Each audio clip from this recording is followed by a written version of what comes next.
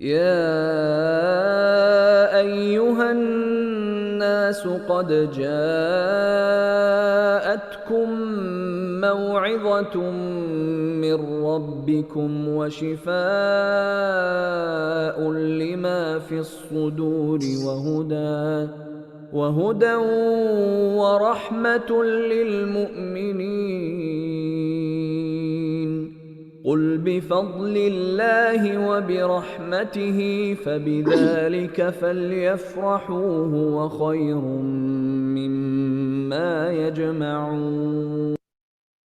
نحمده ونصلي على رسوله الكريم اما بعد فاعوذ بالله السميع العليم من الشيطان الرجيم بسم الله الرحمن الرحيم رب اشرح لي صدري ويسر لي امري واحلل عقدة من لساني يفقهوا قولي رب یسر ولا تعسر وتمم بالخیر. سورہ یونس آیت نمبر 93 سے 103 تک.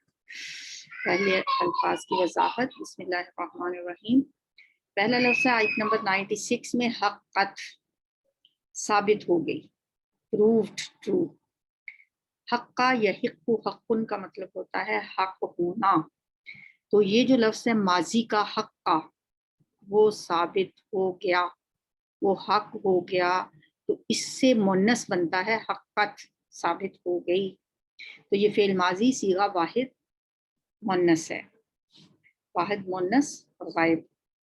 اگلا لفظ ہے کشفنا، ہم نے کھول دیا، ہم نے دور کر دیا، ہم نے ہٹا دیا. وی ریمووڈ. کاشف یکشف کشفن ہوتا ہے دور کرنا. تو کاشف فعل ماضی ہے، واحد مذکر غائب کا صیغہ ہے. اس کا مطلب ہے اس نے دور کر دیا، اس ایک نے دور کر دیا. تو اس کو جب ہم لے کے جائیں گے متکلم کے صیغے میں، نون الف نا ساتھ لگے گا. ہم نے دور کر دیا، ہم نے ہٹا دیا. تو یہ فعل ماضی ہے صیغہ جمع متکلم. متعناہم، فائدہ دیا ہم نے، ہم ان کو. تو اگر دیکھا جائے تو جیسے کشف نہ ہے اسی طرح سے متعنا ہے.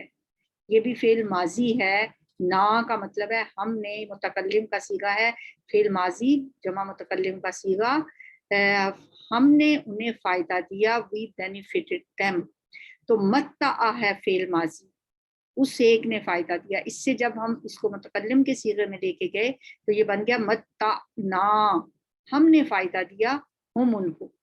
متع یمتع تمتیعن، مصدر ہے فائدہ دینا. افانت تکرہ، کیا پس آپ مجبور کریں گے، کیا پس تو مجبور کرے گا. آ کیا، فا پس، انتا یو تم، تکرہ تم مجبور کرو گے. آگے ہے الناسا لوگوں کو، کیا بھلا آپ لوگوں کو مجبور کریں گے. افانت تکرہ الناس، کیا آپ مجبور کریں گے. Will you force. تو اکرہ یکرہ اکراہن ہوتا ہے مجبور کرنا. اکرہ فعل ماضی ہے، یکرہ فعل مضارع ہے. یکرہ وہ مجبور کرتا ہے یا کرے گا. تو اس سے یہ تو غائب ہے، جب حاضر کا صیغہ بنتا ہے تو وہ ہو جاتا ہے تکرہ، تم مجبور کرتے ہو. جیسے میں نے آپ کو بتایا تھا یا ہو تو مطلب ہوتا ہے وہ مجبور کرتا ہے وہ، اور تا ہو تو مطلب ہوتا ہے تم. تو تکرہ تم مجبور کرو گے. یہ ہو گیا فعل مضارع صیغہ واحد حاضر. تو اس سے مصدر ہے اکراہن، مجبور کرنا. یہ بہت مشہور آیت ہے قرآن کی، لا اکراہ فی الدین، دین میں کوئی مجبوری نہیں ہے، کوئی اکراہ نہیں ہے، کوئی جبر نہیں ہے. 101 آیت میں ہے تغنی، فائدہ دیتی، اٹ بینیفٹس. اغنا اس نے فائدہ دیا، وہ کام آیا. یغنی وہ فائدہ دیتا ہے یا کام آتا ہے. اغنا کام آنا. تو اس سے اغنا تو ماضی ہے، یغنی مضارع ہے. یغنی سے جب حاضر کا صیغہ بنا تو وہ ہو گیا سوری حاضر کا نہیں مؤنث کا، تغنی. تو اغنا اس کا مصدر ہے کام آنا. تغنی کام آتی، فائدہ دیتی. یہ اس کا مطلب بنا تغنی کام آتی یا فائدہ دیتی. ینتظرون وہ انتظار کرتے ہیں یا انتظار کریں گے، they wait, they will wait. انتظر ینتظر انتظار کرنا، ویٹ کرنا. تو انتظر ماضی ہے، ینتظر مضارع ہے. اس کو جب جمع میں لے کے گئے اونا ساؤنڈ ساتھ لگ گئی، واو نون کا اضافہ ہوا تو بن گیا ینتظرون وہ انتظار کریں گے یا انتظار کر رہے ہیں. خلو گزر چکے ہیں، they passed away. خلا یخلو خلوون گزرنا. تو خلو کیا ہوا پھر؟ خلا سے فعل ماضی اور اس کی جمع ہو گیا.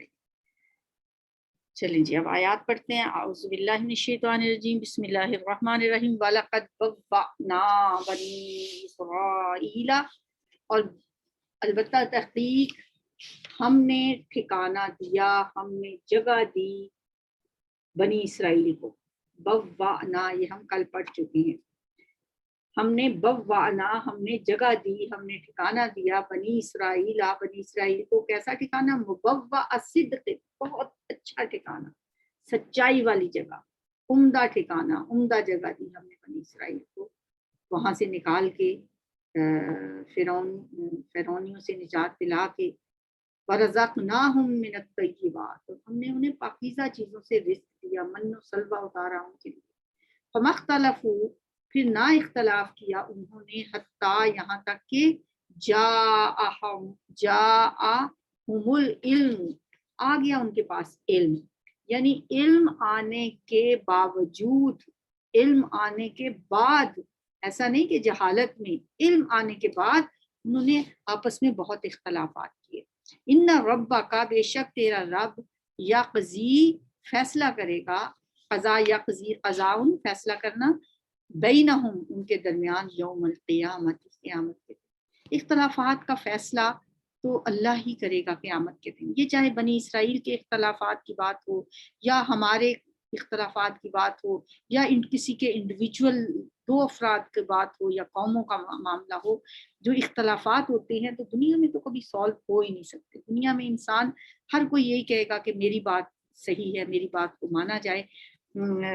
لیکن اللہ تعالیٰ نے یہ بات کہہ کے ایک بس بات ہی ختم کر دی کہ ان ربک یقضی بینہم یوم القیامۃ فیما کانوا فیہ یختلفون، اس میں جو تھے وہ اس میں اختلاف کرتے. تو ان اختلافات میں جن میں دنیا میں وہ پڑے ہوئے ہیں، قیامت کے دن اللہ تعالیٰ ہی ان کا فیصلہ ان کے درمیان کرے گا. فَإِن كُنتَ فِي شَكٍّ مِّمَّا أَنزَلْنَا إِلَيْكَ، فَإِن پھر اگر کنتا آپ ہوں، فی شکن شک میں، مما اس چیز سے جو انزلنا ہم نے نازل کی، الیکا آپ کی طرف. بظاہر تو یہ نبی صلی اللہ علیہ وسلم سے خطاب ہے کہ اے نبی صلی اللہ علیہ وآلہ وسلم، جو قرآن، جو کتاب ہم نے آپ کی طرف نازل کی ہے، اس میں اگر کوئی کسی قسم کا شبہ ہے. اب یہ خطاب تو نبی صلی اللہ علیہ وآلہ وسلم سے ہے، لیکن نبی صلی اللہ علیہ وسلم کے واسطے سے یہ امت کو تعلیم دی جا رہی ہے، کیونکہ نبی کو تو وحی کے بارے میں کوئی شک ہو ہی نہیں سکتا. یہ بات ممکن ہی نہیں ہے کہ نبی صلی اللہ علیہ وآلہ وسلم کسی چیز میں قرآن پاک میں شک کرتے ہوں گے. وہ کتاب جس کے شروع میں اللہ تعالیٰ نے فرمایا ذالک الکتاب لا ریب فیہ. اصل میں یہ خطاب اہل مکہ کی طرف، یعنی بعض اوقات جس سے بات کرنا مقصود ہوتا ہے نا، اس کے رویے کی وجہ سے اس سے اس قدر نفرت ہو جاتی ہے کہ اسے براہ راست اس سے بات کرنے کی بجائے انڈائریکٹ بات کی جاتی ہے. ایسی صورت میں کسی دوسرے شخص سے بات کی جاتی ہے تاکہ اصل مخاطب جو ہے وہ بالواسطہ طور پر اسے سنے. چنانچہ اس کا مطلب کیا ہے کہ اے مشرکین مکہ، اگر تم لوگوں کو اس کتاب کے بارے میں شک ہے جو ہم نے اپنے رسول پہ نازل کی، اور پوری امت کو بھی خطاب ہو سکتا ہے. اور بھی بہت سی جگہوں پہ نبی صلی اللہ علیہ وآلہ وسلم سے خطاب کر کے دراصل بتانا آپ کی امت کو مقصود ہوتا ہے. تو یہاں بھی یہی فرمایا پھر اگر آپ ہوں شک میں اس کتاب سے جو ہم نے اتاری آپ کی طرف، تو پھر کیا کریں؟ فَاسْأَلِ الَّذِينَ، پس پوچھنے ان لوگوں سے. سَأَلَ يَسْأَلُ سوال ہوتا ہے پوچھنا، پوچھنے ان لوگوں سے یقرؤون الکتاب جو پڑھتے ہیں کتاب. اب یہ کون ہے کتاب پڑھنے والے؟ قرأ یقرؤ کیا ہوتا ہے؟ پڑھنا. قرات کا لفظ اس سے مصدر ہوگا. تو کون ہے وہ کتاب پڑھنے والے؟ وہ اہل کتاب. ان سے پوچھ لیں جن کی طرف پہلے تورات و انجیل نازل ہوئی ہیں، من قبلک، آپ سے پہلے جن کی طرف کتابیں نازل. لقد جاءک من الحق، البتہ یقیناً آ چکا ہے آپ کے پاس حق، یعنی سچ، سچی کتاب آپ کے پاس آ چکی ہے.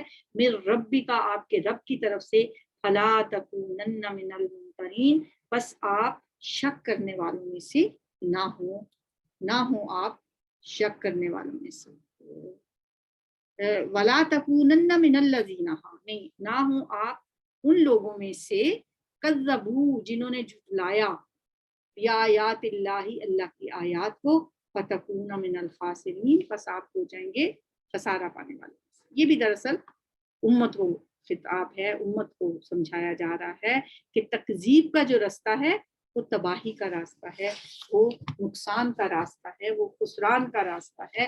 جو جھٹلائے گا وہ نقصان اٹھائے گا. اور اہل مکہ کی طرف بھی ہے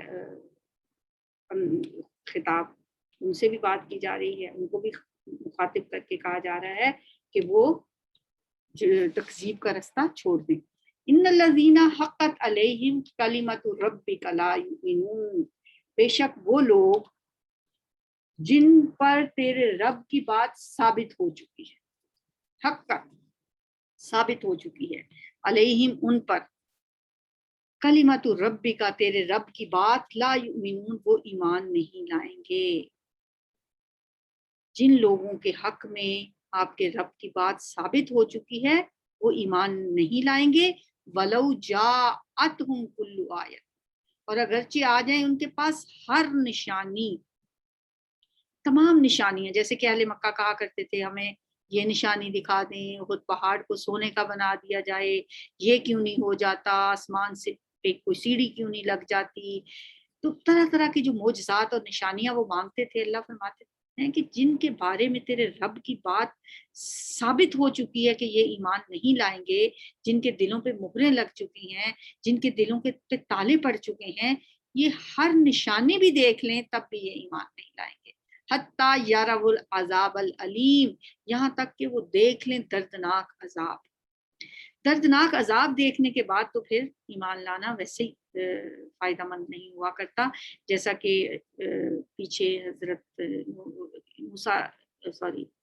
کس کی بات تھی، حضرت موسیٰ علیہ السلام کا جو قصہ سنایا گیا، جو فرعون کی بات ہوئی کہ اس پہ اس کے بارے میں، فرعون کے بارے میں حضرت موسیٰ علیہ السلام نے بد دعا بھی کی تھی کہ یہ اس وقت تک نہ ایمان لائے جب تک یہ عذاب نہ دیکھ لے. تو نبی صلی اللہ علیہ وسلم کو یہ واقعات دراصل اسی لیے سنائے جاتے ہیں کہ آپ کی قوم کے بھی تقریباً وہی حالات ہیں. ٹھیک ہے، کہ یہ اب اہل مکہ بھی اسی درجے کو پہنچ چکے ہیں کہ اب کوئی واز، کوئی بات ان پہ کوئی اثر نہیں کرتی، کوئی دلیل ان کے لیے فائدہ مند نہیں ہوتی، اس لیے کہ نافرمانیاں کر کر کے قبول حق کی جو ایک فطری صلاحیت ہوتی ہے وہ ان کے اندر ختم ہو چکی ہے. ان کی آنکھیں اگر کھلتی ہیں تو اس وقت جب عذاب ان کے سروں پہ آ جاتا ہے تب وہ ایمان لائیں گے، تب وہ اللہ کی بارگاہ میں اگر توبہ بھی کریں گے تو توبہ بھی قبول نہیں ہوگی.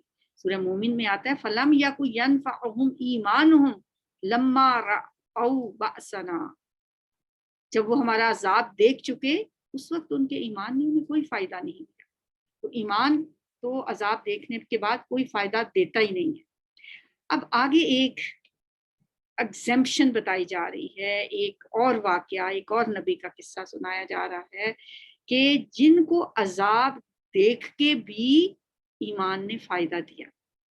اب اس کا حضرت یونس علیہ السلام کا تذکرہ ہے یہاں پہ. میں فلولا کانت قریۃ، پھر کیوں نہ ہوئی کوئی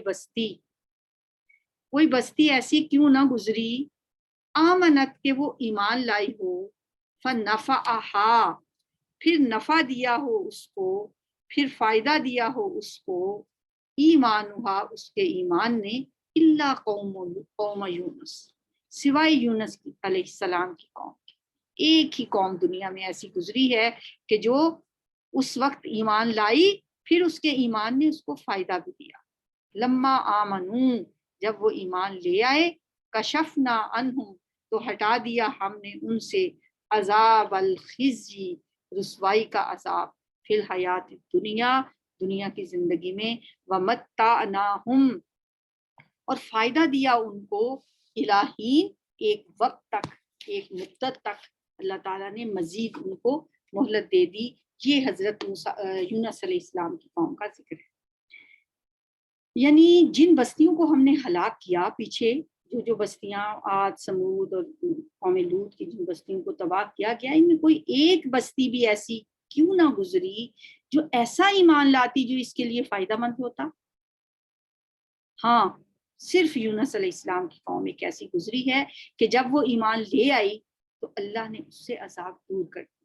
اب اس کا جو مختصر سا پس منظر ہے وہ یہ ہے کہ یونس علیہ السلام جو کہ نینوا کی بستی کی طرف، نینوا ایک بستی تھی، اس کی طرف مبعوث ہوئے تھے.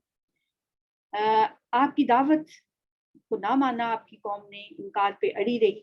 جب آخری حجت کے بعد بھی وہ نہ مانی تو اللہ تعالیٰ نے ان کے لیے عذاب کا فیصلہ کیا. بڑا عرصہ سمجھاتے رہے، لیکن جب اللہ نے عذاب کا فیصلہ کر لیا اور انہوں نے بھی دیکھ لیا کہ ان کی تبلیغ اور دعوت سے ان کی قوم کو کوئی فرق نہیں پڑ رہا، تو انہوں نے اپنی قوم میں اعلان کر دیا کہ تم پہ اللہ کا عذاب 3 دن کے اندر آ جائے گا، اور خود وہاں سے نکل گئے. اب جب وہ نکل گئے، اب عذاب بادل کی طرح ان پہ امڑ آیا، عذاب کے آثار ان کو نظر آنے لگے. تو وہ قوم اپنے پورے خاندانوں کے ساتھ، اپنے بچوں اور عورتوں کے ساتھ، حتیٰ کہ اپنے جانوروں سمیت ایک میدان میں جمع ہو گئے سب لوگ، اور اللہ کی بارگاہ میں عاجزی اور انکساری سے توبہ استغفار شروع کر دیا، معافیاں مانگنی شروع کر دی، استغفر اللہ کرنا شروع کر دیا، اور اللہ نے ان کی توبہ قبول کر لی اور ان سے عذاب ٹال دیا. حضرت یونس علیہ السلام جو تھے وہ تو نکل تو گئے تھے وہاں سے، اب وہ آنے جانے والے مسافروں سے اپنی قوم کا حال معلوم کرتے رہے. انہیں تھا کہ اب میرے آنے کے بعد ان پہ عذاب آ جائے گا. جب انہیں پتہ چلا کہ اللہ نے ان کی قوم سے عذاب ٹال دیا ہے تو اب انہوں نے، ظاہر قوم انہیں جھٹلاتی رہی تھی، تو انہوں نے واپس قوم میں جانا پسند نہ کیا، بلکہ وہ ایک اور ہی طرف نکل گیا. اور پھر اس کے بعد وہ کشتی والا واقعہ پیش آیا، کیونکہ اب اپنے وقت پہ جب آئے گا تو ہم اس کی تفصیل پڑھیں گے. البتہ یہ جو بات یہاں پہ بتائی جا رہی ہے وہ یہ ہے کہ اللہ کی یہ سنت رہی ہے کہ جب بھی کسی قوم پہ عذاب کا فیصلہ ہو تو ایسے موقع پر رسول اپنی مرضی سے اپنی جگہ کو نہیں چھوڑ سکتا جب تک کہ اللہ کی طرف سے باقاعدہ اسے وہ جگہ چھوڑنے کا اور ہجرت کا حکم نہ ملے. ہمارے پیارے نبی صلی اللہ علیہ وسلم کا معاملہ بھی ایسا ہی تھا. تو آپ کی مثال ہمارے سامنے ہے کہ جب آپ نے مسلمانوں کو مدینہ کی طرف ہجرت کرنے کا حکم دے دیا تھا، مگر آپ نے خود اس وقت تک ہجرت نہیں فرمائی جب تک کہ آپ کو اللہ کی طرف سے باضابطہ طور پر اجازت نہیں ملی. ہمیں سیرت کی کتابوں میں یہ تفصیل ملتی ہے کہ حضرت ابوبکر صدیق نے 2 اونٹنیاں اس مقصد کے لیے پال رکھی تھیں، اور وہ اکثر آپ سے پوچھا کرتے تھے کہ یا رسول اللہ کیا ہمیں ہجرت کی اجازت ملی ہے یا نہیں ملی.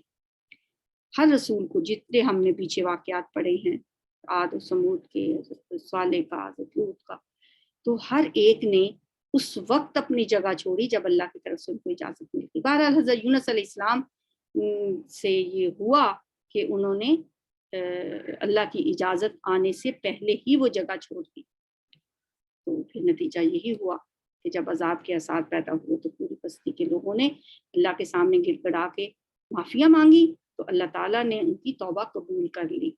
اس سے پہلے کبھی ایسا نہیں ہوا. اس لیے یہ ایک ایگزمپشن ہے اس قوم کے لیے، اللہ نے اپنے قانون میں رعایت کر دی اور ان سے عذاب ٹال دیا.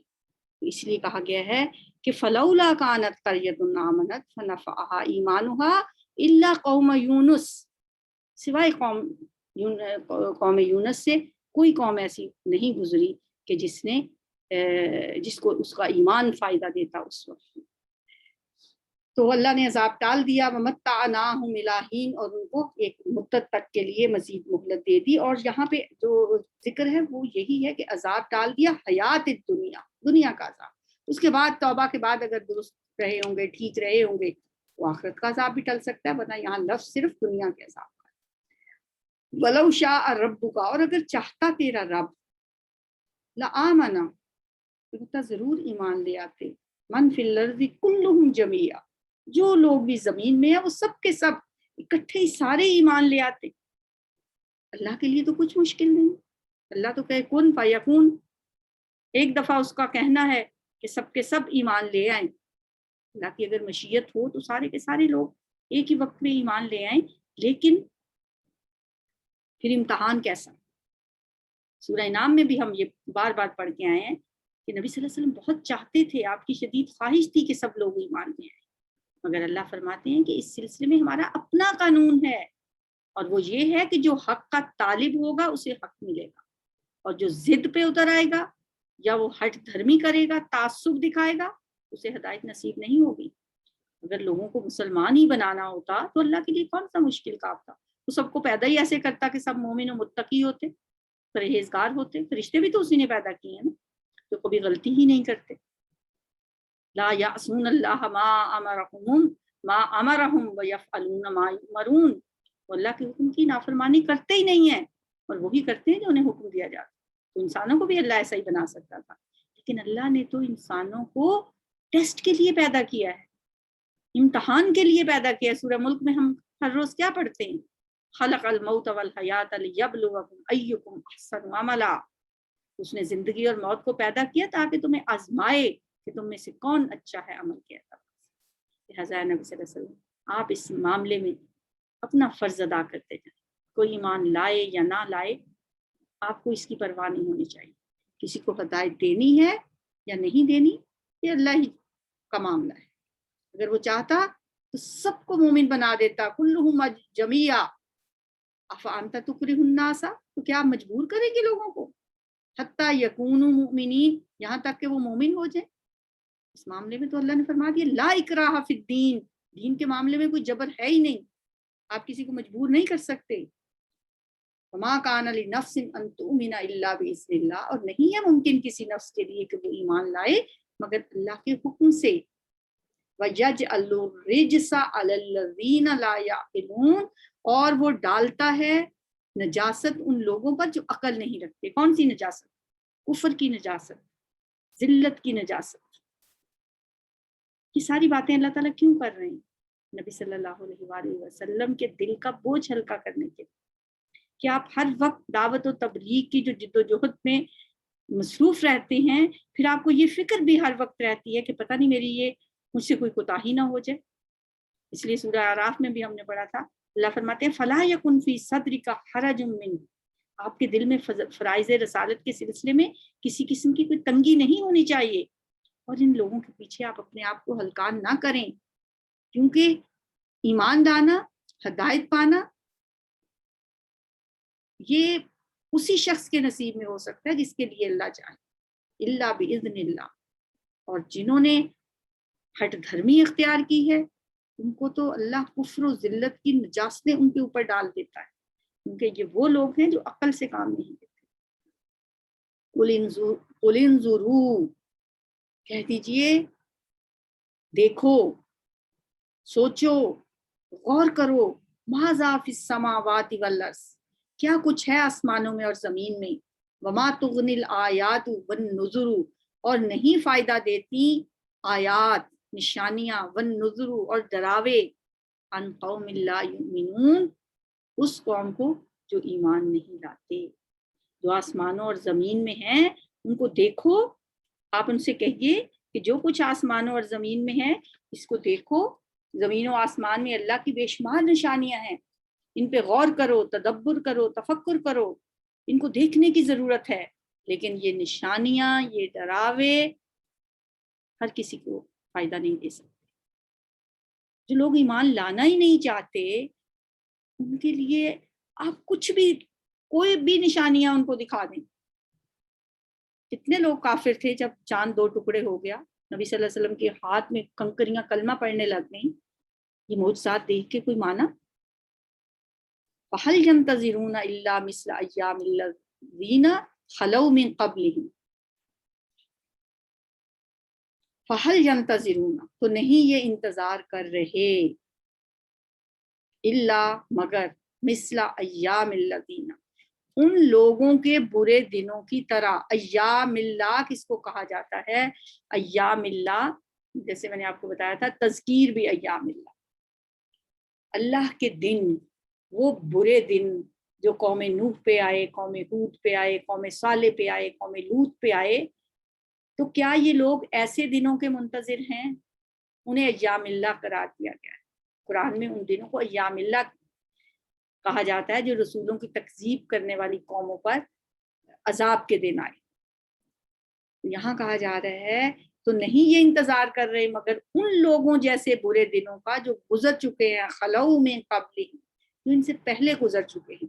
قل فانتظروا، اے نبی صلی اللہ علیہ وسلم آپ ان سے کہیے پھر تم بھی انتظار کرو، انی معکم من المنتظرین، بے شک میں بھی تمہارے ساتھ انتظار کرتا ہوں کیا تمہارا انجام ہوتا ہے۔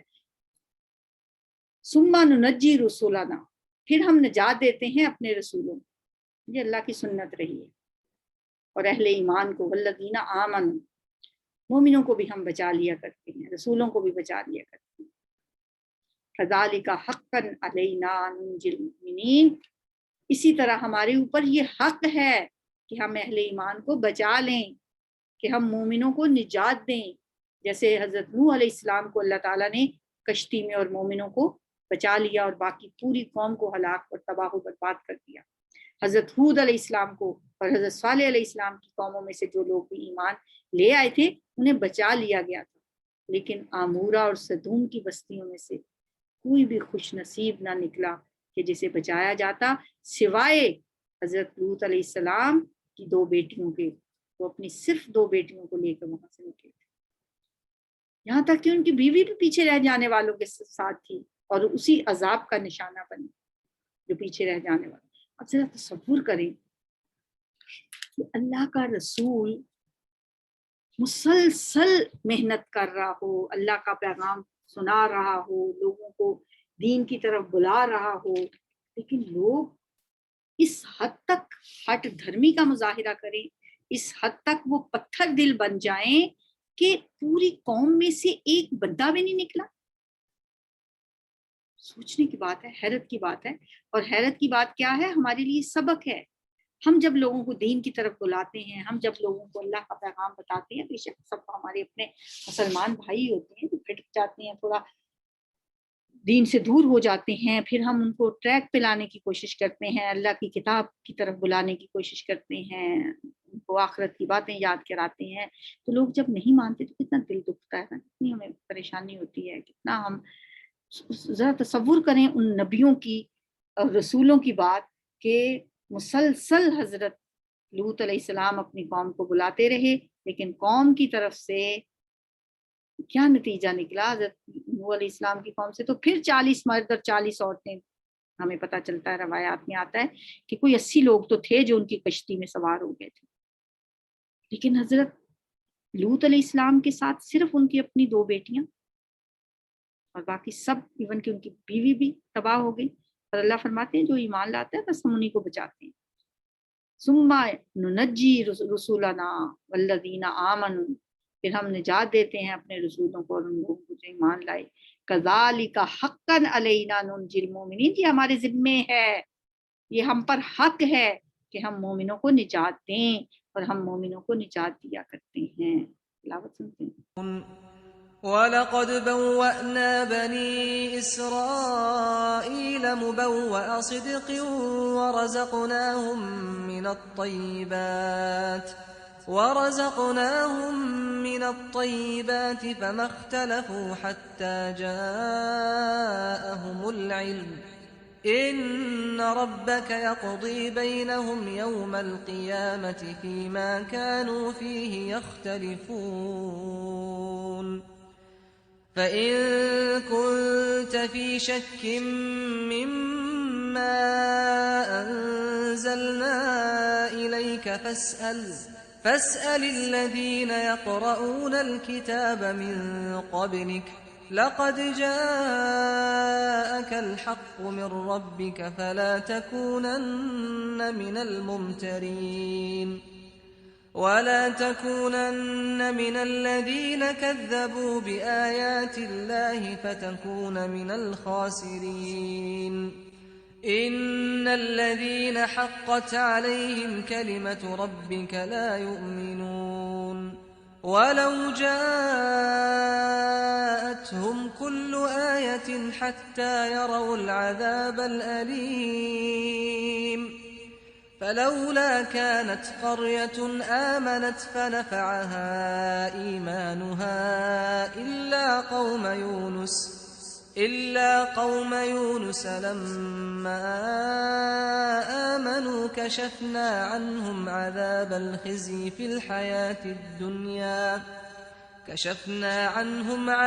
الخزي في الحياة الدنيا ومتعناهم إلى حين ولو شاء ربك لآمن من في الأرض كلهم جميعا أفأنت تكره الناس حتى يكونوا مؤمنين وما كان لنفس أن تؤمن إلا بإذن الله ويجعل الرجس على الذين لا يعقلون قل انظروا ماذا في السماوات والأرض وما تغني الآيات والنذر عن قوم لا يؤمنون فهل ينتظرون إلا مثل أيام الذين خلوا من قبلهم قل فانتظروا إني معكم من المنتظرين ثم ننجي رسلنا والذين آمنوا كذلك حقا علينا ننجي المؤمنين